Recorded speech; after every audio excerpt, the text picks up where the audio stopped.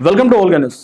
ప్రముఖ దర్శకుడు సందీప్ రెడ్డి వంగ ఈయన ఒక సెన్సేషనల్ డైరెక్టర్ అనాలా లేదంటే వివాదాస్పద డైరెక్టర్ అనాలా అనేది తెలియదు. ఎందుకంటే ఆయన సినిమాలు సెన్సేషనల్ హిట్ అవుతాయి, అంతే స్థాయిలో వివాదానికి కూడా గురవుతాయి. ముఖ్యంగా ఆయన గతంలో తీసిన అర్జున్ రెడ్డి కానీ అదే సినిమాను హిందీలో కబీర్ సింగ్ అని, ఆ తర్వాత అనిమల్ సినిమాలు తీసింది 3 సినిమాలే, కానీ చాలా సెన్సేషనల్ క్రియేట్ చేశారు అటు హిందీలో ఇటు తెలుగులో.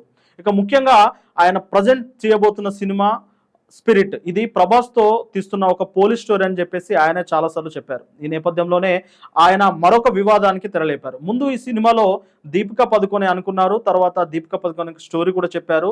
అయితే కొన్ని కారణాల వల్ల దీపికా పదుకొనే ఆ చిత్రం నుంచి తప్పుకున్నారు. ఆమె ప్లేస్లో దీప్తి డ్రిమ్లీ వచ్చారు.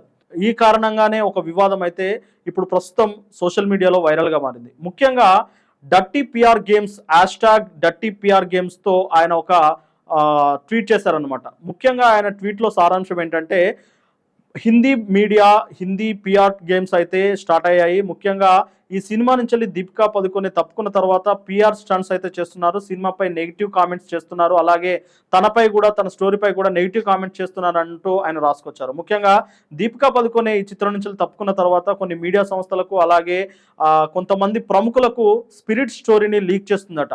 అలాగే పిఆర్ అంటే దీపికా పదుకొనే పిఆర్ టీం కూడా స్పిరిట్ సినిమాలో ఏ రేటెడ్ సీన్స్ ఎక్కువ ఉన్నాయి, అలాగే బోల్డ్ సీన్స్ ఎక్కువ ఉండడం వల్లనే దీపికా అందులో నుంచి తప్పుకున్నట్లు ఒక నెగిటివ్ ప్రాపగండాను క్రియేట్ చేస్తున్నారు. ఈ నేపథ్యంలోనే ఆయన చాలా స్ట్రాంగ్గా కౌంటర్ ఇచ్చారు. ముఖ్యంగా ఇండైరెక్ట్గా దీపికా పదుకొనే అలాగే ఆమె పిఆర్ టీంను ఉద్దేశించి ఆయన రాసుకొచ్చారు. ఒక హీరోయిన్కి సినిమాకి సంబంధించిన ఫుల్ స్టోరీని నరేట్ చేస్తున్నప్పుడే ఒక అనాధికారికమైన ఒప్పందం ఉంటుంది, ఆ స్టోరీని ఎక్కడ లీక్ చేయొద్దని. కానీ ఎవరైతే హీరోయిన్ ఉన్నారో ఆమె ఈ స్టోరీని లీక్ చేసింది, ఇదేనా ఫెమినిజం అంటూ ఆయన ప్రశ్నించారు. అంతేకాకుండా ఒక చిన్న స్థాయి అంటే ఒక చిన్న హీరోయిన్ ఎదగడం ఇష్టం లేదా, ఆ కారణంగానే ఇలాంటి నెగిటివ్ కామెంట్స్ చేస్తున్నారా అంటూ ఆయన రాసుకొచ్చారు. అంతేకాకుండా ఆయన హిందీలో కూడా ఒక కామెంట్ చేశారు.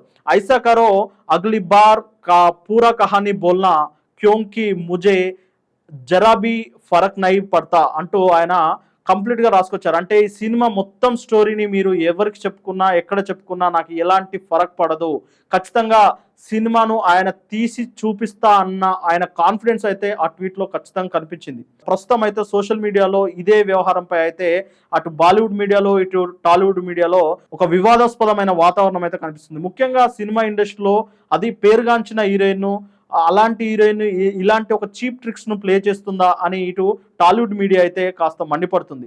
ఇలాంటి పరిస్థితులు ఖచ్చితంగా సినిమాపై ప్రభావం చూపిస్తాయని చెప్పేసి ఇటు తెలుగు సినిమా పరిశ్రమ పెద్దలు కూడా భావిస్తున్నారు. మరి ఈ వివాదం ఎంత దూరం వెళ్తుందో అనేది చూడాలి.